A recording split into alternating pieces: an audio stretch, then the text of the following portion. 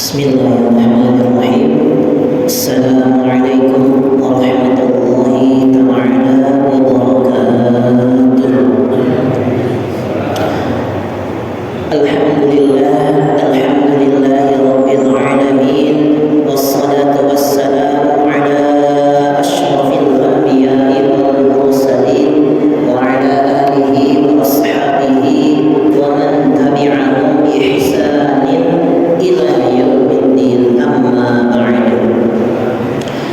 Alhamdulillah, di malam hari atau di hari yang berkah ini Allah Subhanahu wa taala masih memberikan kita semua kesempatan, masih memberikan kita semua kesadaran, keyakinan dan kekuatan untuk melangkahkan kaki kita melaksanakan kewajiban kita sebagai seorang hamba di hadapan Allah Subhanahu wa taala, yaitu mengabdikan dan diri kita kepada Allah, salah satunya dengan melaksanakan salat maghrib yang dilakukan secara berjamaah,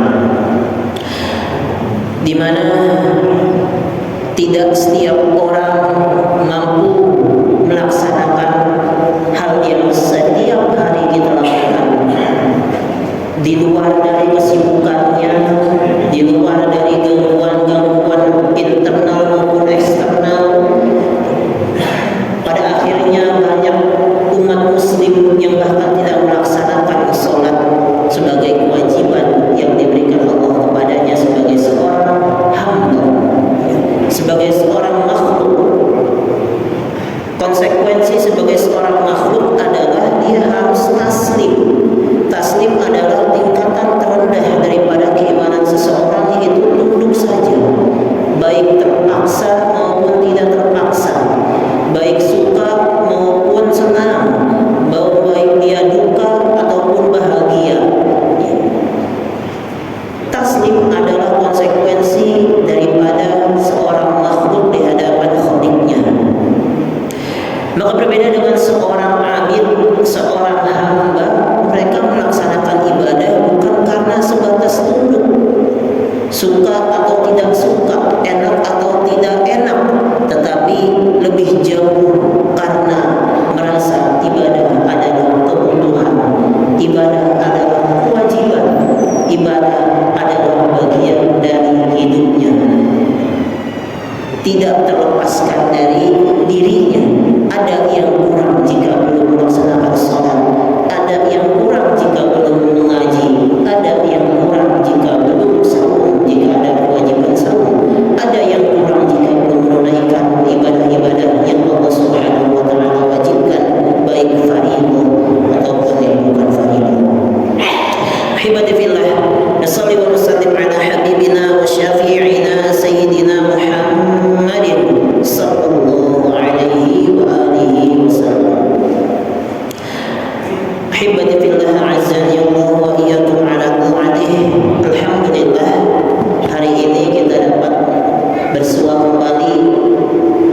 Maka pada kesempatan yang barokah ini, pada Sayyidul Ayyam, izinkan Al-Faqir akan menyampaikan, membahas kembali lanjutan daripada kisah salah satu dari Nabiullah, yaitu Nabi Hud alaihi salam, di mana terakhir kita sudah sampai kepada kelebihan-kelebihan atau kelebihan daripada kaum Ad.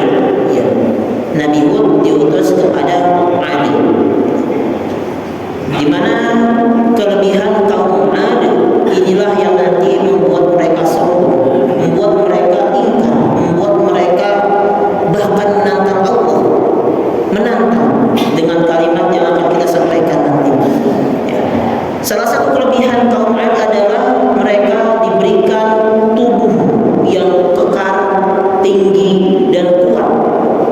Bahkan kan dalam surat 7 Al-A'raf ayat 69 Allah jelaskan di sana, "Wadhkur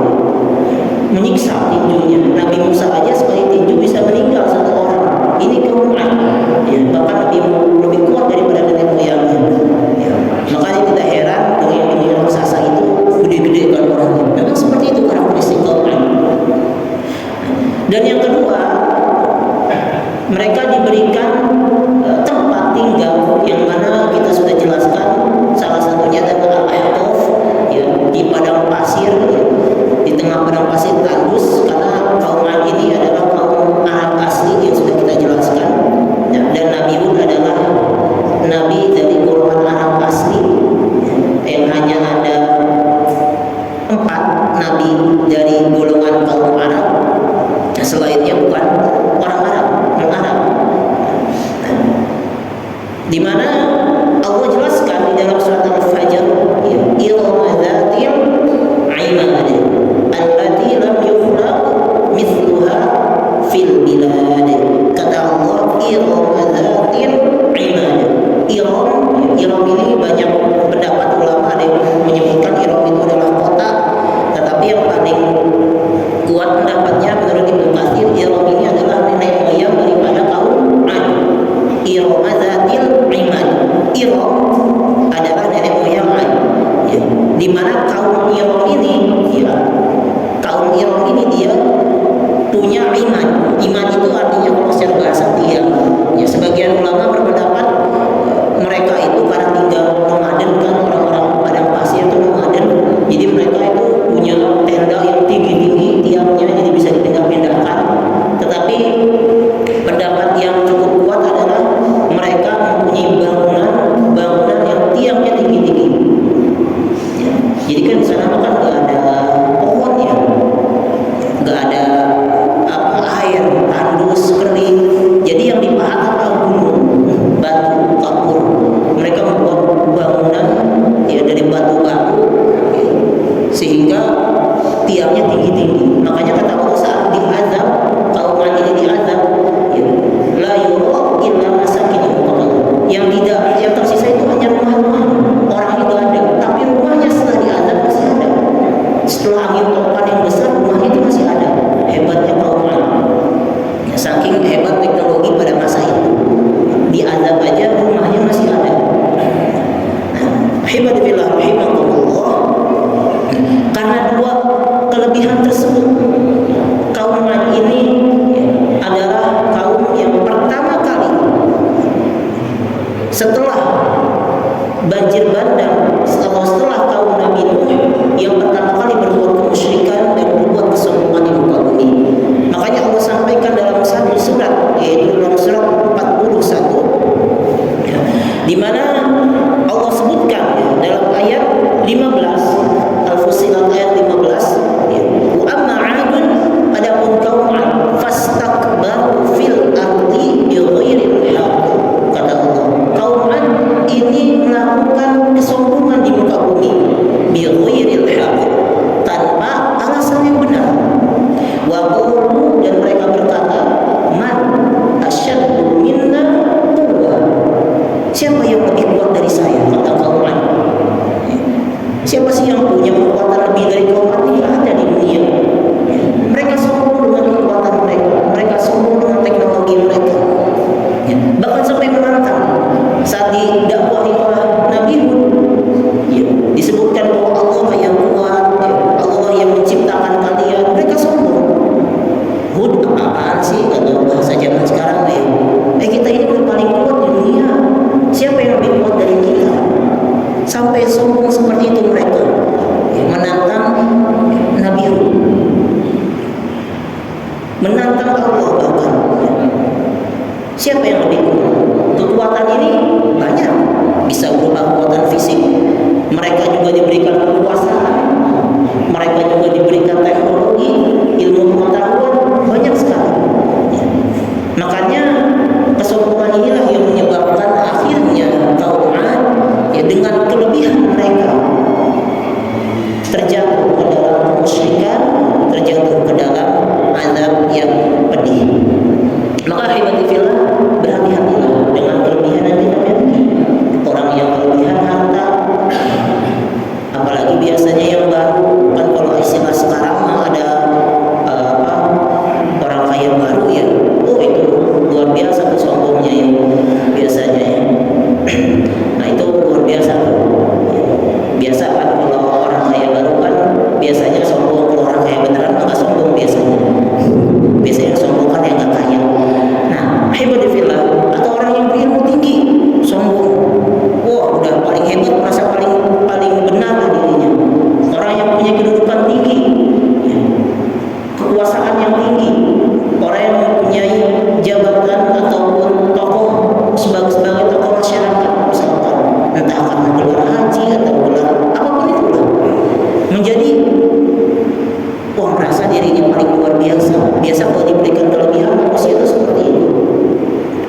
diberikan kelebihan sedikit merasa luar biasa dirinya, lebih daripada orang lain, bahkan lupa pada Allah Subhanahu wa taala yang memberikan segalanya.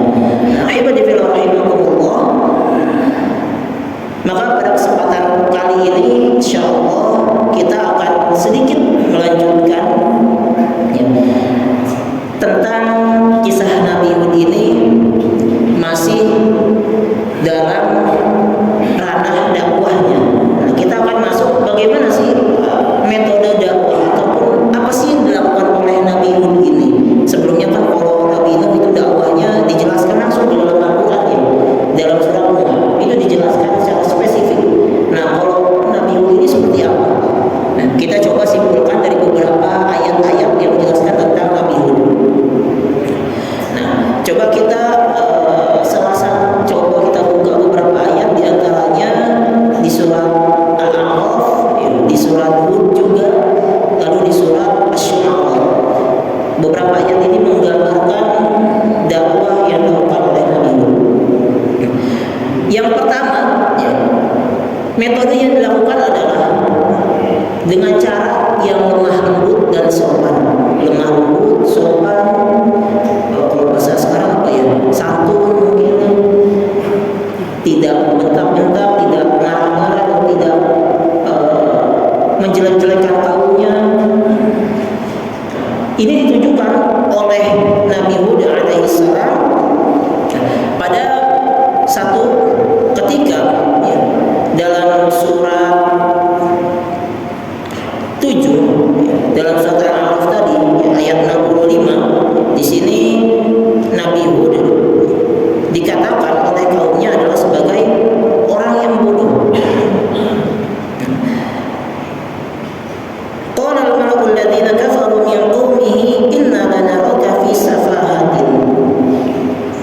Biasa di sini kan yang berbicara ini para pembesar, orang-orang yang punya kekuasaan. Ya, biasa kan orang yang pertama kali menolak dakwah adalah orang yang punya kekuasaan. Karena merasa kekuasaan mereka terganggu dengan kedatangan Nabi Hud. Qala al-mala'u alladziina kafaru min qaumihi, berkatalah orang-orang pembesar yang kafir dari kaumnya, inna lanaraka fi safahatin, sesungguhnya kami melihatmu ini sebagai orang yang bodoh. Mereka sudah mengaku paling kuat, ya siapa Nabi Hud? Dianggap orang yang bodoh, padahal Nabi Hud ini berasal dari golongan mereka sendiri. Wa inna lanadhunnuka minal kadhibin, dan Nabi Hud ini dianggap sebagai orang yang pendusta.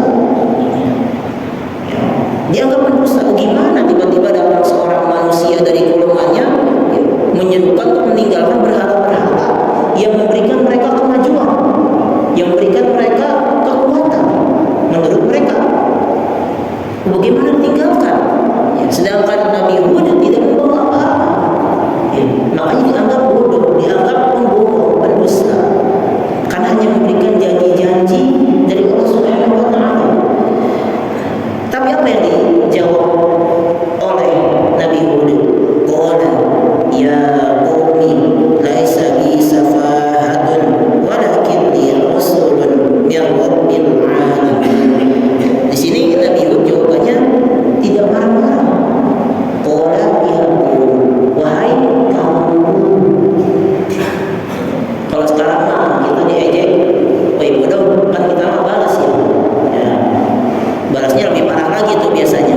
Ya, biasanya keluar tuh ada apa sih biasanya, jagung bakar kan gitu kata-katanya ya, ada kancing coplok kayak gitu. Oh, udah keluar tuh kalau dihina ya, keluar semua tuh kata-katanya.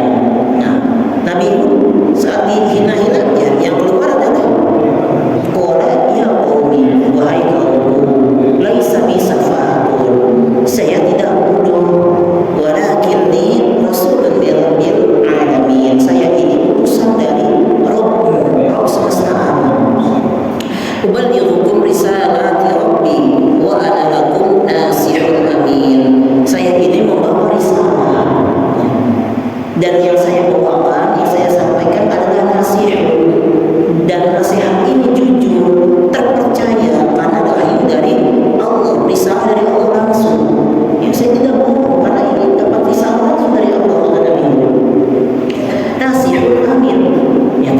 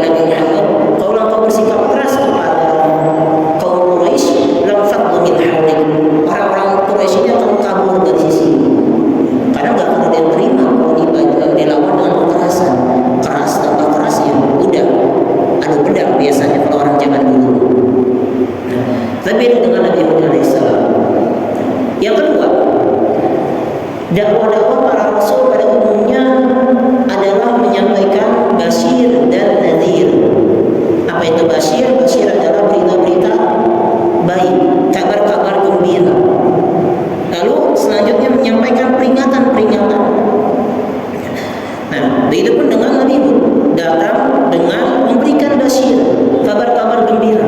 Ya, sebagaimana yang dijelaskan di dalam surat Hud.